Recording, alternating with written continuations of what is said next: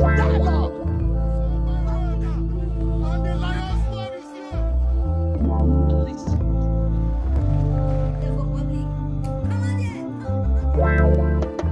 Igbo Area TV on the Igbo leaders rebuild police station, warn hoodlums against violent protest in Nnewi. The Inspector General of Police, IGP Mohammed Adamu, has directed the Assistant Inspector General of Police, Zone 13, Dan Malam Mohammed, to visit the sites of police facilities vandalized by hoodlums in Nnewi, Anambra State during the EndSARS protest. The IIG used the opportunity and paid a courtesy visit call on the traditional ruler of Nnewi, His Royal Highness Igwe Dr. Kenneth Orizu, and his palace. The traditional ruler, during the reception of the Assistant Inspector General of Police, condemned the acts of the hoodlums, who he said were not indigents of Nnewi, as the people of Nnewi are known for business and have no time to engage in destructive ventures, as seen recently during the violent EndSARS protest. He further said that a place that has inflow of foreigners has the possibility that such destruction could come from strangers. He commended the AIG and his team for their support responses to security issues, warning that hoodlums should not again disturb the peaceful area, widely known for business and manufacturing. In their separate speeches, the President General of Otolo Nnewi Town, Sir Ugochukwu Udemezue, thanked the IIG and his team for coming. He frowned at the destruction that followed the protest and berated police higher authority for not addressing the issues which resulted to the unrest that befall the country. Sir Ugochukwu went further to assure the AIG of full support by the town as he sought a punishment of erring officers at the cost of discharging their duties. Also, a former chairman of Nnewi local government area, Mr. Patrick Mbajiaka, stated that the reconstruction of Otolo Division, CPS Nnewi, is approaching completion, as contractors in charge of the building were speeding works on the sites.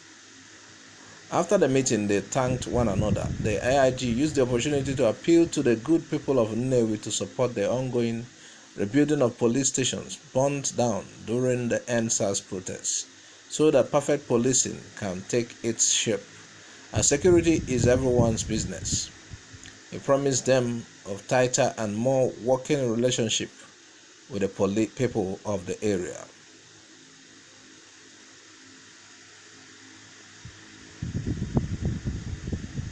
The Federal Ministry of Works orders Ifeanyi Ubah to stop work. The Federal Ministry of Works has ordered a Toshia Construction Company to stop further works on the roads of Anambra State and seek relevant approval from the government. The Toshia Construction Company Limited is the construction company used by Senator Ifeanyi Ubah in the ongoing renovation of roads in the constituency. It is really shameful for a senator to direct a company to renovate roads just as a means of chasing clouds than seeking the relevant approval from government in order to sincerely help out his people in need. I ask because I don't see any shameful act in that.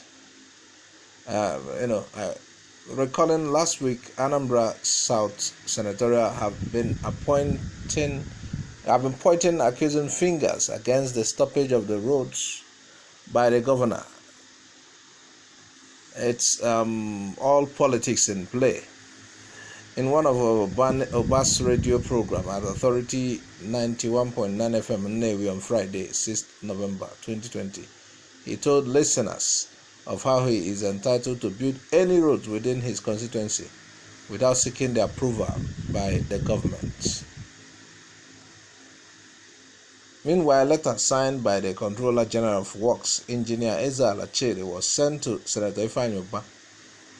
The letter proved the senator's statement on constructing government properties without approval from relevant authorities wrong. The senators, they said, must learn to follow due process on delivering his mandate to the people. One may ask, how can someone who decided to relieve government of some burden need approval? If government had done the needful, would Ifeanyi Ubah see any road to construct? The other may say, if Ifeanyi Ubah didn't construct or renovate any road in his constituency, people will start talking bad against him and so on. Well, it's just that these things are, it's all list in politics. Somebody will wonder, why didn't he construct the road or repair the roads all this while? It is until Anambra election is approaching he finds it necessary to do that as a means of campaigning. What do you really think? Just like a composer wrote, he said, the politics in play. These roads have been there. Why didn't you do it all this while? And now you are you're interested in the seat of Anambra, and you have to do something so that your constituency will say you did some projects for them. Well, the governor too, wouldn't do the road, but he is opposing somebody trying to fix the road. It's amazing. Meanwhile, let's get to Imo State. Ex-Governor Ikedi or Ohakim granted bail by courts. Former Governor of Imo State, Senator Ikedi Ohakim, was on Wednesday granted bail in the sum of 10 million naira by the Federal High Court in Maitama, the Federal Capital Territory. Ohakim was charged on the 3-count charge of fraud and false information fired against him by the Inspector General of Police. The first charge was on or about the 23rd day of May 2019 at Asokoro. He stated that Ohakim did unlawfully give false information against one Chinyere Amuchienwa, whom he said threatened him with gun, knowing it to be false, and thereby committed an offense punishable under Section 140 of the Penal Code Law of the Northern Nigeria, 1968. He was kind of indicted for a law that is of the Northern Nigeria. Anyway, let's continue. The second charge was also on about the 23rd day of May 2019 at Asokoro, that Ohakim did unlawfully give false information against same Chinyere that he has a plot of land for sale at Lagos, knowing it to be false. The last one was on same date, also at Asokoro. Ohakim was charged to unlawfully use the name of Raji Fashola as owner of the purported land situated at Ikedi, Lagos State. However, Mr. Ohakim was pleaded not guilty to all the charges. Furthermore, the defendant counsel, Ken Njamanze, moved an application to grant bail. In the affidavit, he assured the court that he would make himself available at all times for trial, though the police counsel asked the court not to grant him bail on the ground that, though the offenses before the court are bailable, caution should be applied. According to the police counsel, he made it known that justice sought for was a three-way traffic: justice for the state, justice for the normal complainant, and justice for the defendant himself. Mr. Ohakim counsel now responded by saying that he is not in government. He does not have the capacity to interfere with the case, that he is just a simple citizen of Nigeria. In her ruling of the bail application, the judge Samira Bature granted the former governor a bail in the sum of 10 million naira with one surety. She added that the surety must be a resident of Abuja, which is the court's jurisdiction, and must be a reputable member of the society. So the case has now been adjourned till January 26, 2021 for the continuation of the trial.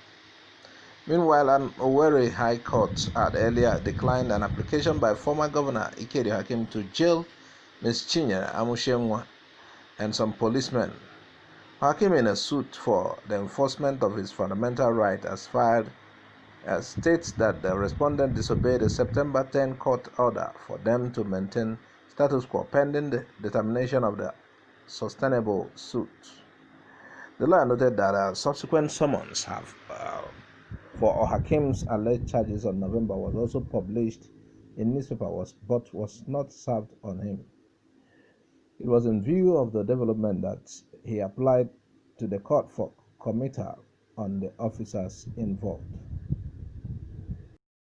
Thanks for watching Igbo Area TV. Please subscribe to our YouTube channel. Also click the bell icon. Like our Facebook page. Join our Facebook group. Follow us on Twitter and Instagram. Bye for now.